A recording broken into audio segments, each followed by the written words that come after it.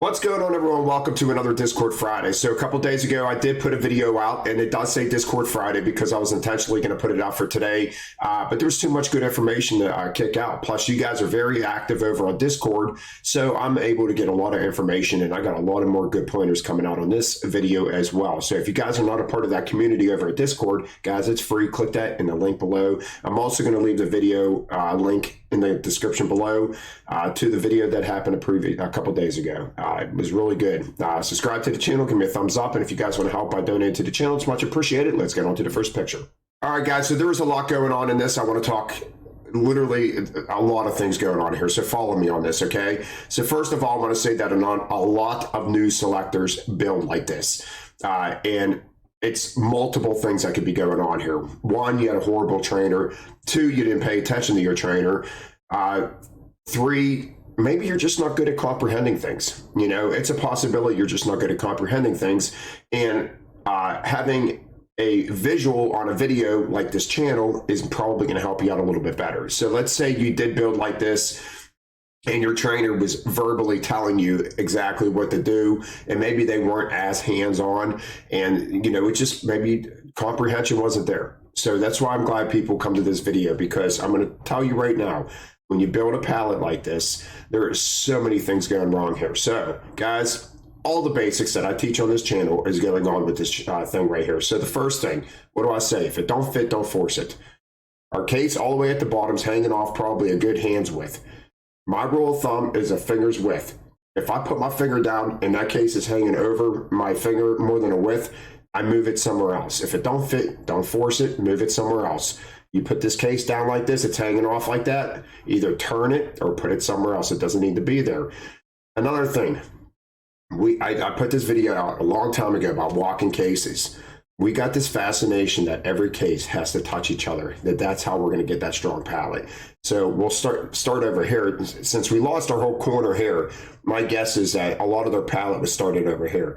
So they put this case down, and then this case touched this case, this case touched this case, while we lose our corner.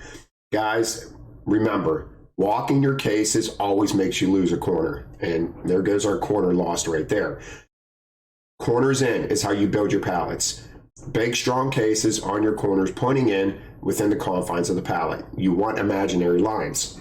So if I draw an imaginary line straight up this pallet, you could see we're missing our whole corner. So of course we're going to get this tall tower like this. So guys, corners in. So I'm not worried about the middle as much as my corner. I want my corner to be nice and solid. I want that imaginary line up. But when you build solid corners, good, but you're going to get room to put cases in the middle of your pallet. When you walk cases across, usually people walk them from front to back and they leave the back of their pallet missing. It looks like this person walked their cases across this way. And, you know, like I said, that fascination of touching every case, and that is the result of this big, tall pallet. All right, so another thing I want to talk about is the cube. I talk about this all the time. The cube is so important to know on your pallet, because if I have a 100 cube pallet, I know I'm going to have two pallets probably around eye level to me. I'm a 6 foot person. So you get to know the numbers, okay? 130 cube, I'm going to have two 7 foot pallets. 100 cube, I'm going to have two pallets up to my eyes. You know, things of that nature. So you need to learn the cube of your pallets, and warehouses that do not have that information available need to change that. You need to give your selectors the cube, because it gives them a blueprint in their head how big my pallet's going to be, and I know how to stack this accordingly. But guys, yeah, I mean, this back here, once again, I mean, we actually filled out the confines in the pallet a little bit better on this back pallet, but you could still tell we're just, I don't know, we're just throwing. I mean, you could definitely tell this is a new selector. So what this is the result is, in my opinion, all the time, is people hurrying up to make their times before they learn how to build their pallet. I preach that on this channel all the time, and guys, I'm telling you right now, when you start new, fresh in a warehouse, learn a system. You're throwing the same products, the same aisles every day. All right, you're doing the same thing every day, same product, same everything. So why don't you take your probation weeks to learn how to stack the pallet? And then when you're out of your probation weeks, those times are going to be smooth sailing.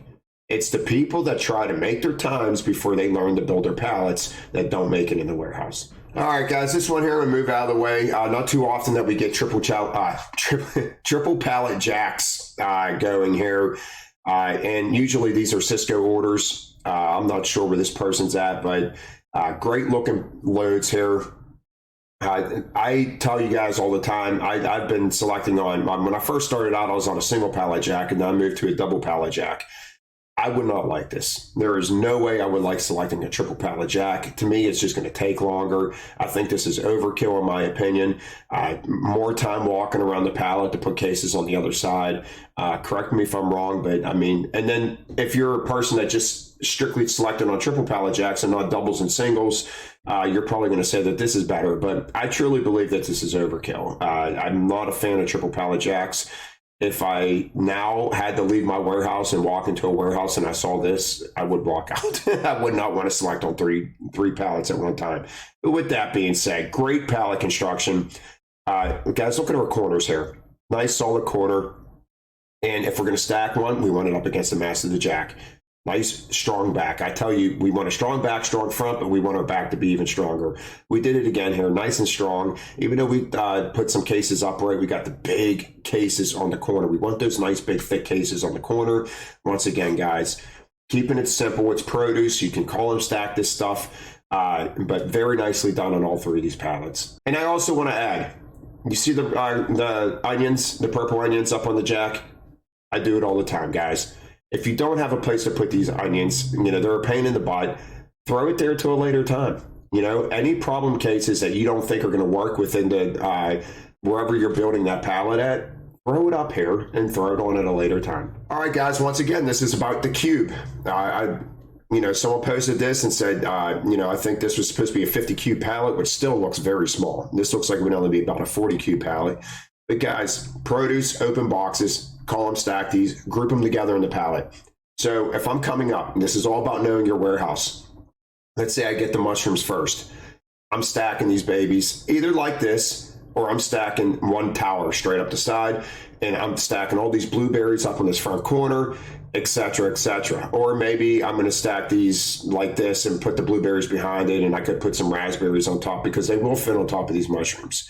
You could put bridge them across the top of the gaps on the mushrooms, but very easy stack, guys. You can literally stack this pallet on one pallet in a matter of minutes. I mean, it's a very easy stack. It's quantities, so you're probably only at at least maybe 12 locations, maybe 10 locations. A very easy stack. This is obviously a new selector that's thinking that every order, once again, this is someone that wasn't paying attention, and they're throwing two pallets when they only have one. This is a lot of newbie mistakes that we're going over. All right, guys, this one right here, someone posted a bunch of pictures, and I got, I think, 3 of their pictures. First of all, great job.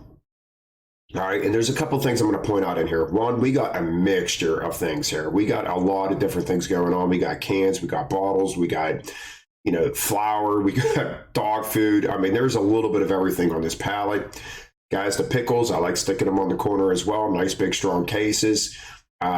Keeping your weaker flowers on the inside. The pallet construction is good. Now, there's something I want to say here. I say all the time, I don't like putting cans on their sides. Guys, there are certain times that, and I think I said this a couple of videos ago, that sometimes you just have to get out your comfort zone and do something just to make the pallet work. We can't dwell on a situation for too long because we are on a time standard. Everything in this warehouse, any warehouse you're in, is about making those times as quick as possible.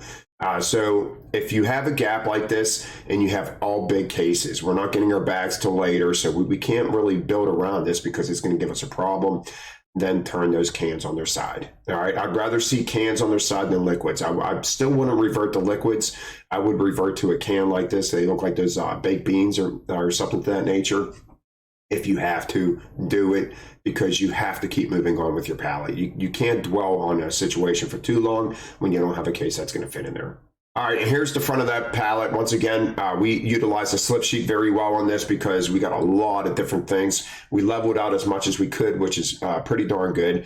And see this, guys, here, this is just a matter of either playing with cases, or they know that this and this equal a pickle. that's the system that you get into when you start learning to select in the warehouse. What and what meets up to that.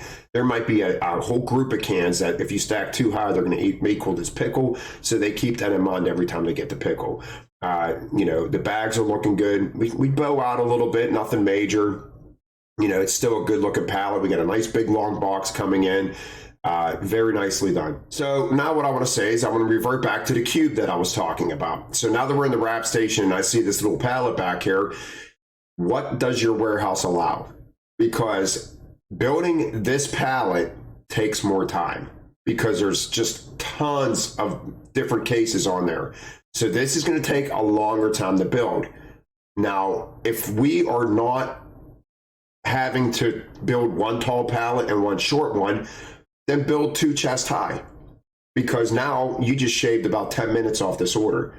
All right, so now you just threw your order 10 minutes faster because now we're dealing with 2 pallets chest high instead of one real tall one. If your warehouse allows it. Our warehouse doesn't. They used to not allow it back in the day. Now it seems like they don't care, so people build 2 pallets the same size.